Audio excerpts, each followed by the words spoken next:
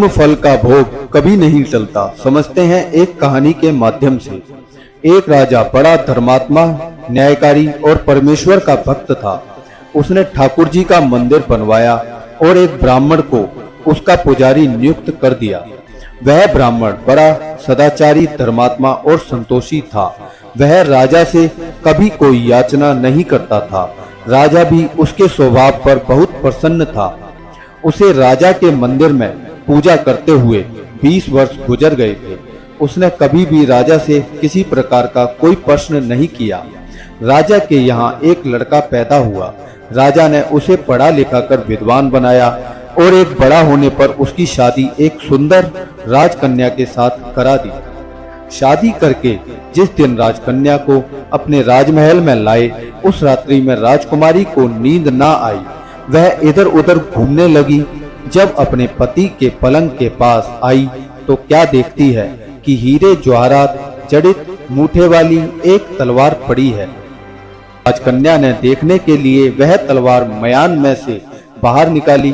तब तीक्ष्ण धार वाली और बिजली के समान प्रकाश वाली तलवार देखकर वह डर गई। वह डर के मारी उसके हाथ से तलवार गिर पड़ी और राजकुमार की गर्दन पर जा लगी। राजकुमार का सिर कट गया और वह मर गया। राजकन्या पति के मरने का बहुत शोक करने लगी। उसने परमेश्वर से प्रार्थना की, हे प्रभु, मुझसे अचानक यह पाप कैसे हो गया? पति की मृत्यु मेरे ही हाथों हो गई। आप तो जानते ही हैं, परंतु सभा में मैं सत्य नहीं कहूंगी, क्योंकि इससे मेरे माता पिता और सास ससुर को कलंक लग जाएगा तथा इस बात पर कोई विश्वास भी नहीं करेगा। प्रातः काल में जब पुजारी कुएं पर स्नान करने आया तो राजकन्या ने उसको देखकर विलाप करना शुरू किया और इस प्रकार कहने लगी, मेरे पति को कोई मार गया। लोग इकट्ठा होने लग गए और राजा साहब का आकर पूछने लगे, किसने मारा है? वह कहने लगी, मैं नहीं जानती कि वह कौन था, परंतु उसे ठाकुर जी के मंदिर में जाते देखा था। राजा समेत सब लोग ठाकुर जी के मंदिर में आए तो ब्राह्मण को पूजा करते हुए देखा। उन्होंने ब्राह्मण को पकड़ लिया और पूछा, तूने राजकुमार को क्यों मारा? ब्राह्मण ने कहा, मैंने राजकुमार को नहीं मारा। मैंने तो उनका राजमहल भी नहीं देखा है। इससे ईश्वर साक्षी हैं। बिना देखे किसी पर अपराध का दोष लगाना ठीक नहीं है। ब्राह्मण की तो कोई बात ही नहीं सुनता था। कोई कुछ कहता था तो कोई कुछ। राजा के दिल में बार बार विचार आता था कि यह ब्राह्मण निर्दोष है, परंतु बहुतों के कहने पर राजा ने ब्राह्मण से कहा, मैं तुम्हें प्राणदंड तो नहीं देता, लेकिन जिस हाथ से तुमने मेरे पुत्र को तलवार से मारा है, तेरा वह हाथ काटने का आदेश देता हूँ। ऐसा कहकर राजा ने उसका हाथ कटवा दिया। इस पर ब्राह्मण बड़ा दुखी हुआ और राजा को अधर्मी जान उस देश को छोड़कर चला गया। वहां वह खोज करने लगा कि कोई विद्वान ज्योतिषी मिले तो बिना किसी अपराध हाथ काटने का कारण उससे पूछूं। किसी ने उसे बताया कि काशी में एक विद्वान ज्योतिषी रहते हैं। तब वह उनके घर पर पहुंच गया। ज्योतिषी कहीं बाहर गए थे। उसने उनकी धर्मपत्नी से पूछा, माताजी, आपके पति ज्योतिषी महाराज कहाँ गए हैं? तब उस स्त्री ने अपने मुख से अयोग्य, असहा, दुर्वचन कहे, जिनको सुनकर वह ब्राह्मण हैरान हुआ और मन ही मन कहने लगा कि मैं तो अपना हाथ काटने का कारण पूछने आया था, परंतु अब इनका ही हाल पहले पूछूंगा। इतने में ज्योतिषी आ गए। घर में प्रवेश करते ही ब्राह्मण जी ने अनेक दुर्वचन कहकर उनका तिरस्कार किया, परंतु ज्योतिषी जी चुप रहे और अपनी स्त्री को कुछ भी नहीं कहा। तदंतर वे अपनी गद्दी पर आ बैठे।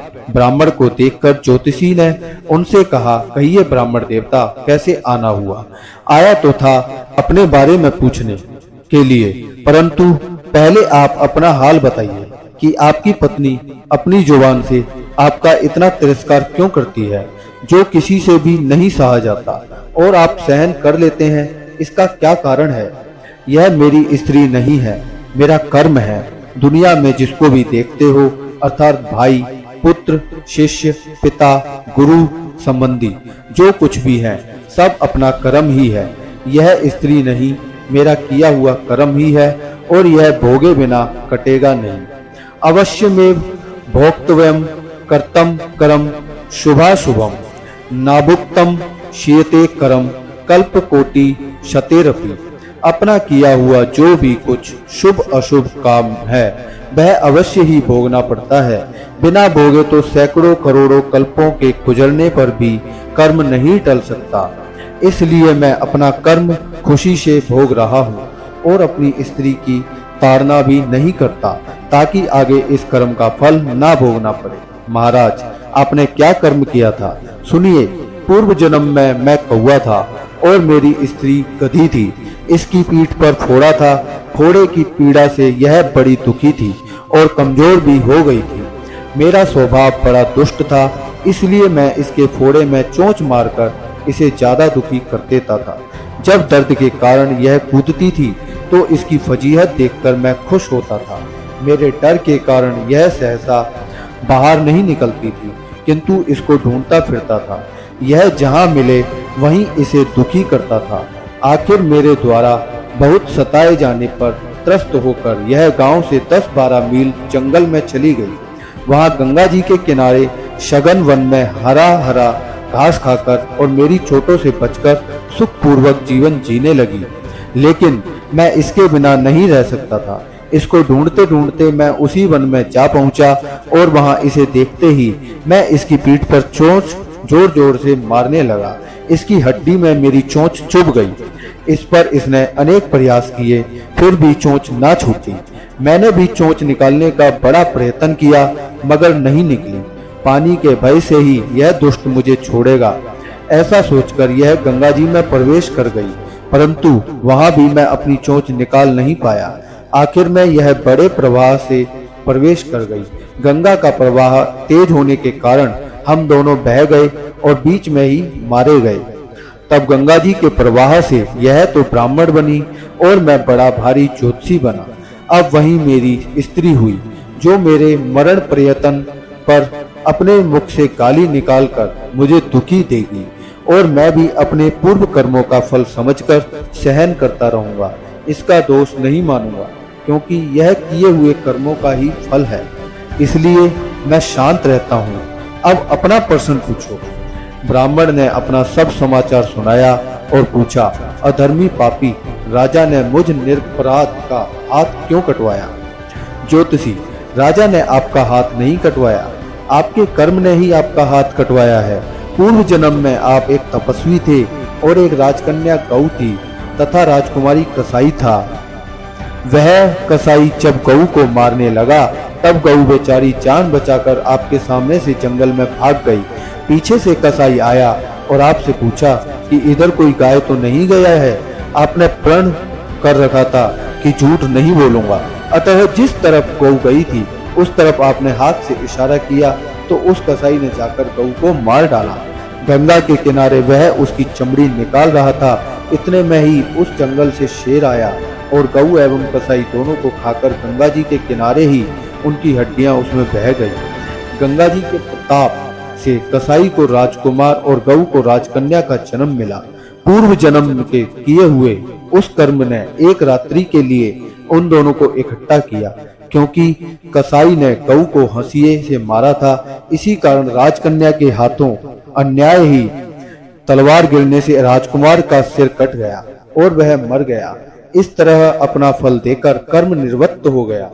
तुमने जो हाथ का इशारा रूप कर्म किया था, उस पाप कर्म ने तुम्हारा हाथ कटवा दिया है। इससे तुम्हारा ही दोष है, क्योंकि अन्य का नहीं। ऐसा निश्चय कर सुख पूर्वक रहे। कर्म फल का भोग टलता कभी नहीं है। मित्रों, यदि आपको यह कहानी पसंद आई हो तो इस वीडियो को लाइक करो और हमारे चैनल को सब्सक्राइब करो। धन्यवाद। मिलते हैं आगे किसी नई वीडियो में नई जानकारी के साथ।